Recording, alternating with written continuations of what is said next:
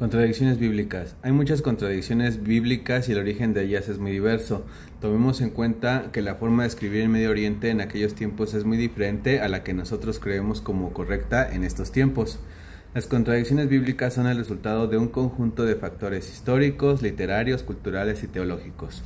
No son meros errores de descuido, sino huellas reveladoras de un texto formado por siglos, múltiples autores, intereses diversos y contextos que están en constante cambio. Vamos por partes y con ejemplos clave cuando convenga. Número 1. Múltiples fuentes y autores. La Biblia no fue escrita por una sola persona ni en un solo momento. Fue compuesta por decenas de autores, muchos de ellos anónimos a lo largo de más de 1000 años. Cada autor tenía un propio contexto social, ideológico y político y se dejó ver en la Biblia. Veamos un ejemplo. En el Pentateuco, que son los primeros 5 libros de la Biblia, que contienen al menos 4 fuentes principales identificadas por la crítica histórica. Esta crítica histórica surge por la marcada inclinación que tiene cada una de estas fuentes. La fuente ya vista, simbolizada con la letra J, es antropomórfica, cercana y usa el nombre de Yahvé para Dios. Eloísta es lo contrario. El eloísta está simbolizado con la letra E, es más distante y usa el nombre de Elohim. Luego viene deuteronomista, que es énfasis en la ley, y sacerdotal, que tiene énfasis en los ritos, genealogías y los templos. Estas fuentes fueron editadas y hasta censuradas o fusionadas por redactores posteriores y esto generó que en el texto haya tensiones internas. Número 2. Diversidad de tradiciones orales.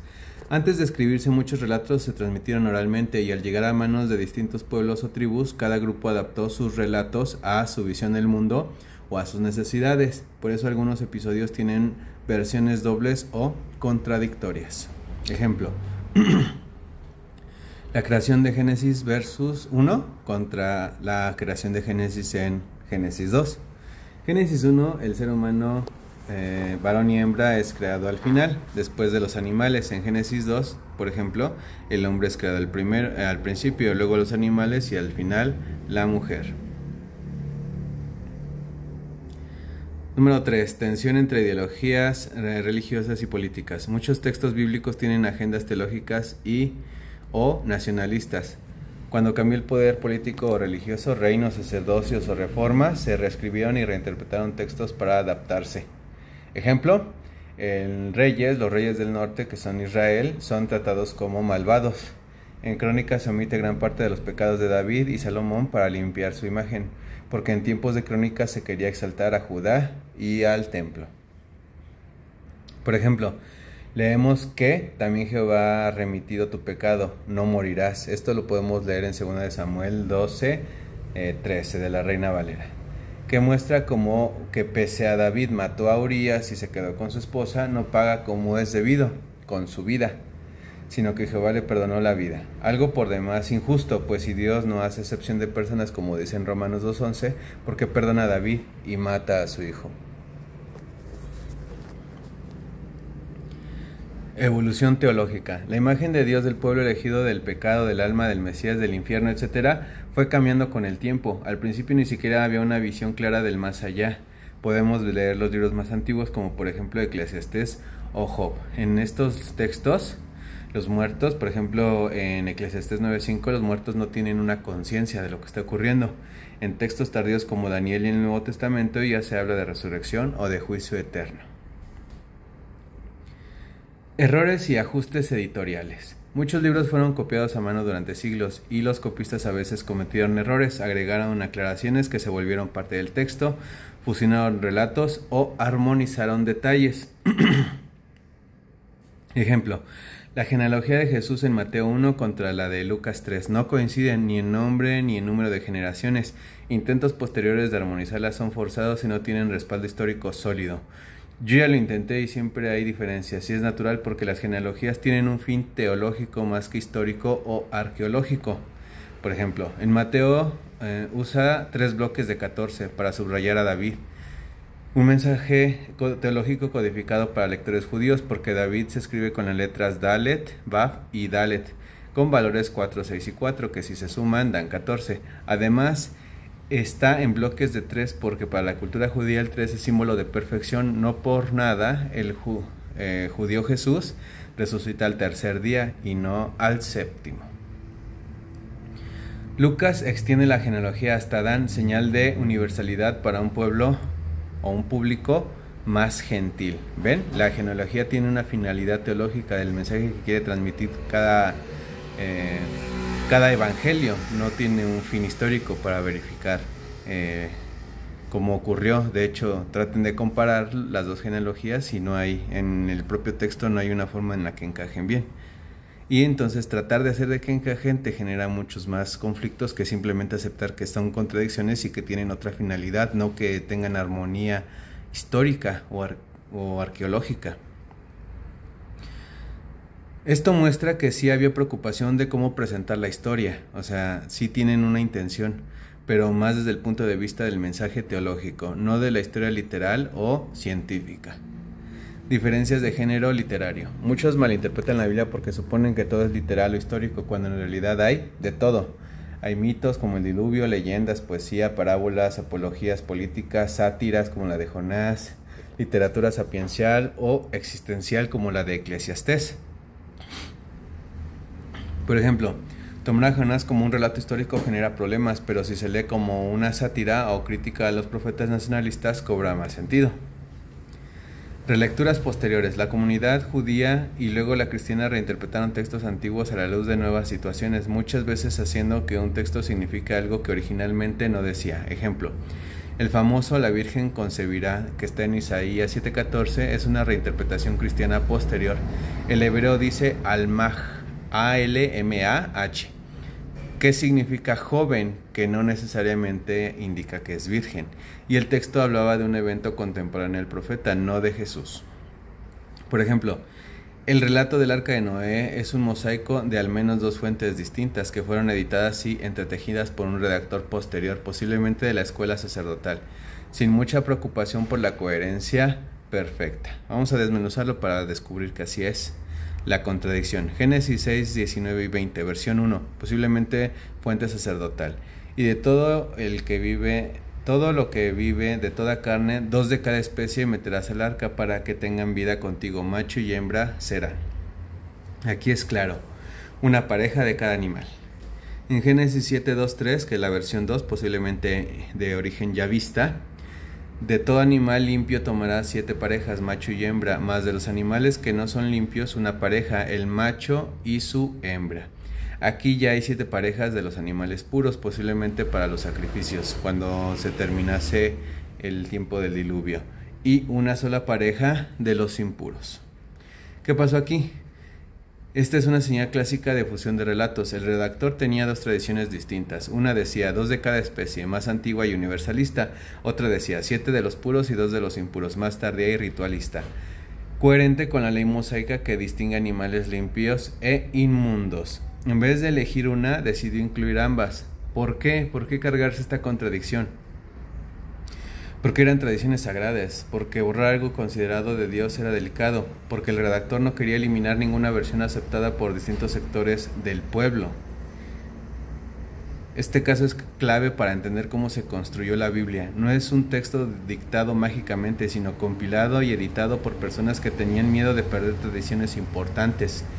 Estas personas preferían preservar la atención en el texto antes de destruir algo sagrado. La contradicción se vuelve una pista arqueológica literaria, delata que hubo un proceso editorial y múltiples voces. ¿Qué nos revela? La pluralidad de ideas dentro del mismo texto. No todos los autores bíblicos creían lo mismo. La existencia de una evolución teológica. Con el tiempo se añadieron conceptos como los animales puros, el sacrificio, etc. Que la Biblia no le teme a la contradicción. Eso es más un problema moderno que antiguo. Para los antiguos lo importante era preservar las tradiciones, no hacerlas coincidir como una tabla de Excel. A propósito y para aprender más, ¿por qué Génesis 19 y 20 es considerado sacerdotal y Génesis 7, 2 y 3, de 2 al 3 es considerado yavista o por una fuente yavista? Veamos un poquito más de esto. Génesis 6 del 19 al 20, fuente sacerdotal. Y de todo lo que vive, toda la carne, 2 de cada especie meterás al arca para que tengan vida contigo, macho y hembra serán. ¿Cómo lo sabemos? Características del estilo sacerdotal. Uso del nombre de Elohim para Dios en vez de Yahvé. Enfoque ordenado, estructurado y técnico. Vocabulario preciso según su especie, de toda carne, macho y hembra. Interés por la preservación de la vida en términos de categorías biológicas más que rituales. Suele evitar elementos emocionales o narrativos ricos en humanidad. Es más frío e institucional.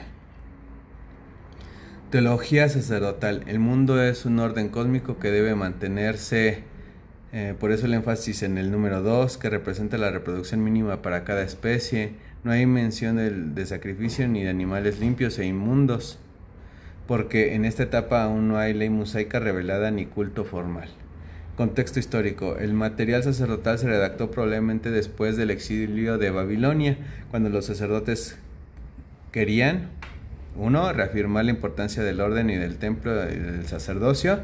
2. Dar sentido a la identidad del pueblo sin tierra.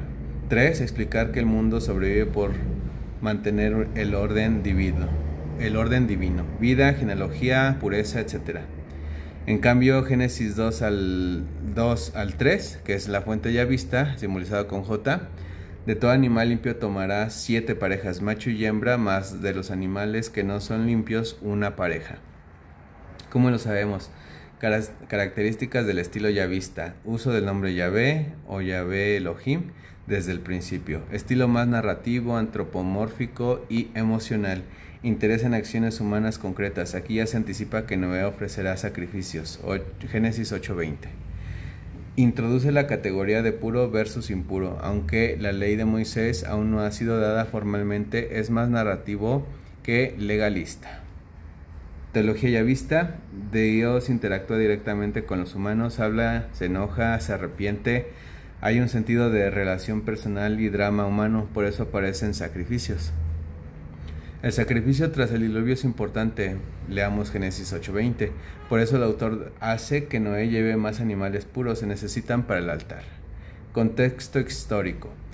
El yavista probablemente escribió que el reino de Judá antes del exilio en una época más agrícola y tribal. Su interés no es tanto el orden cósmico, sino el pacto, el pecado humano y la misericordia divina. Aporta el enfoque épico religioso típico de una narrativa fundacional. ¿Cómo se nota la costura que se unieron ambos? La redacción de ambos relatos no armoniza. Génesis 19:20 no hay animales puros o sacrificios. En Génesis 7:2 al 3 hay una distinción ritual y previsión de sacrificios. Génesis 8:20 Noé ofrece holocaustos, lo cual solo tiene sentido si llevó animales de más. Esto sugiere que el redactor final, posiblemente también de tradición sacerdotal, decidió pegar ambos relatos aunque no coincidieran, por respeto a la tradición. Como resultado quedan dobletes y contradicciones que hoy nos permiten ver las capas. Nota cómo las contradicciones no solo no están mal, sino que nos muestran más detalles, preocupaciones de los escritores de las diferentes tradiciones existentes. Son lecturas que enriquecen el texto y muestran algo más en lo que tenemos que prestar atención. Los editores conscientemente las agregaron porque de ambas partes se puede aprender algo y no quisieron eliminar nada. ¿Qué tanto nos debe preocupar las contradicciones a nosotros? Hay varias posturas. Desde el principio de este texto, de este estudio, dijimos que la Biblia estaba conformada por múltiples autores y voces. Algunos de nosotros podemos decir que en realidad solamente es un autor, que es Dios, pero veamos un poquito más. Desde dentro de la fe tradicional, la visión inerrantista es una versión muy preocupante, porque aquí el problema de las contradicciones es enorme. Porque si se cree que la Biblia es palabra perfecta e infalible de Dios, entonces cualquier contradicción pone en crisis la doctrina de la inerrancia, o sea, de que Dios no se equivoca.